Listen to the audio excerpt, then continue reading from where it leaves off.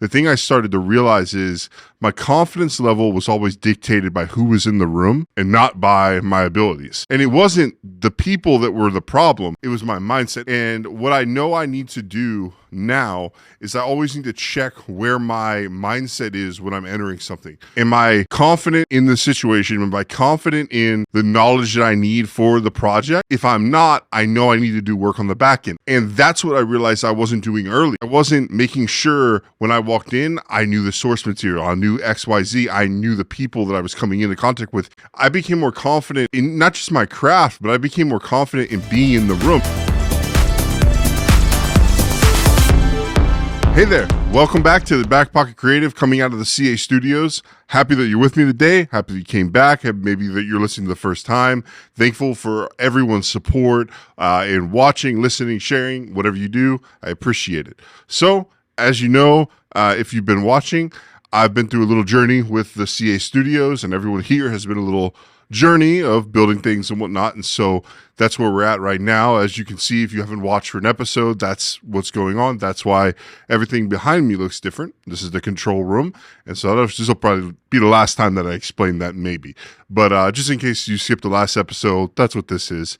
And so, so today, when I was coming up here to record this, I really was thinking about my confidence levels as a creative when I was kind of starting, right? So I started being a creative, I think, young. I think I was very creative in a lot of things I did. But when I started doing it kind of, you can call it as a profession, the thing I started to realize is my confidence level was always dictated by who was in the room and not by my abilities. And it wasn't the people that were the problem, it was my mindset. And I see that now, and it's very easy to see now as things have progressed and I've understood more about the dynamics of leadership, the dynamics of serving under leadership, the dynamics of being leadership. And so as I've progressed in my career, as I've progressed in my relational skills, I've noticed that my confidence levels, they were always dictated by the person that was in the room.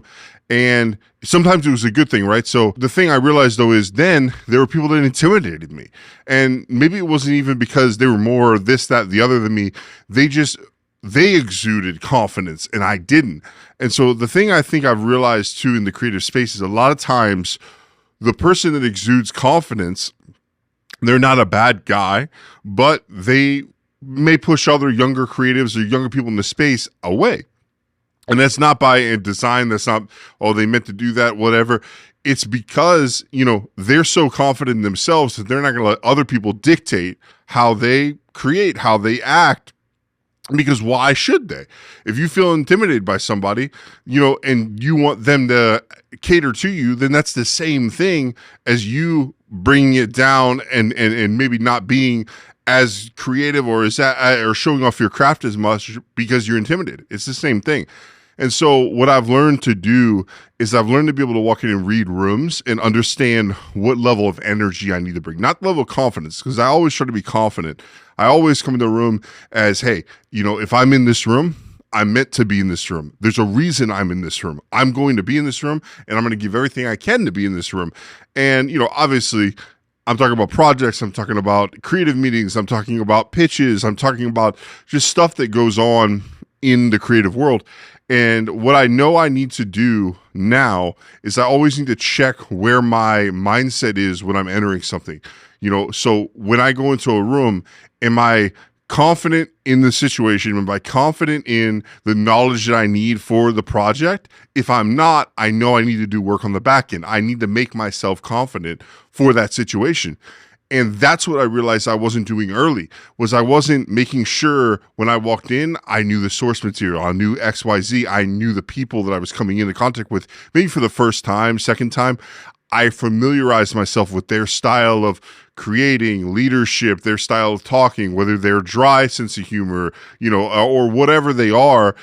I started familiarizing myself. So then I became more confident in not just my craft, but I became more confident in being in the room, because that's the one thing I started to dissect is sometimes when you are in the room, you can be confident in what you are, but if you aren't confident in what's going on in the room, then you're not confident, because then you may think like, okay, I can do this. But if you've not done the back end work, how can you be confident in something you're not fully realizing or not fully understanding?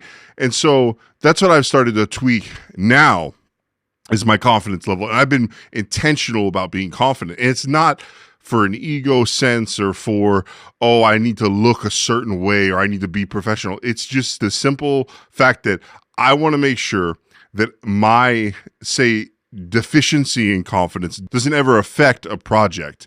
I don't want to ever be less confident in myself and it affect the outcome of a project or some creative vision when I could just be who I am and believe in who I am.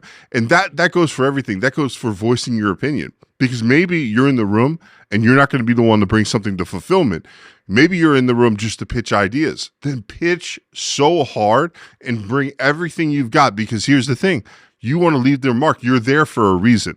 And so especially because I came up in the church world, and I still obviously am in the church world, but in a different facet, I always held back. And I held back for numerous reasons.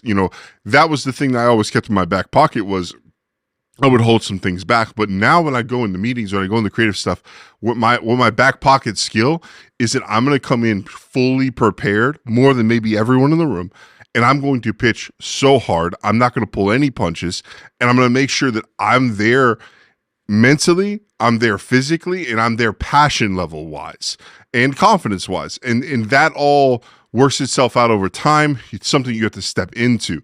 And so that's kind of what I wanted to talk about today. There's a lot more on the topic and a lot more that I want to bring up, but I want to keep these episodes short because I want them bite-sized. I want them something you can listen to in a single drive, something that's not big. And then the guest segments I'll be bringing on and stuff, those will be more 20, 30, 40, 50 minutes, because I want there to be kind of conversations that are curated with guests that can go longer. And it's like, okay, it's a little bit more of a time investment but it's worth it, right? Because it's different topics, different viewpoints, that kind of thing. When it's me, I kind of want it to be bite-sized. So this week, be more confident in what you do. And when you're in rooms, make your presence known, leave your mark.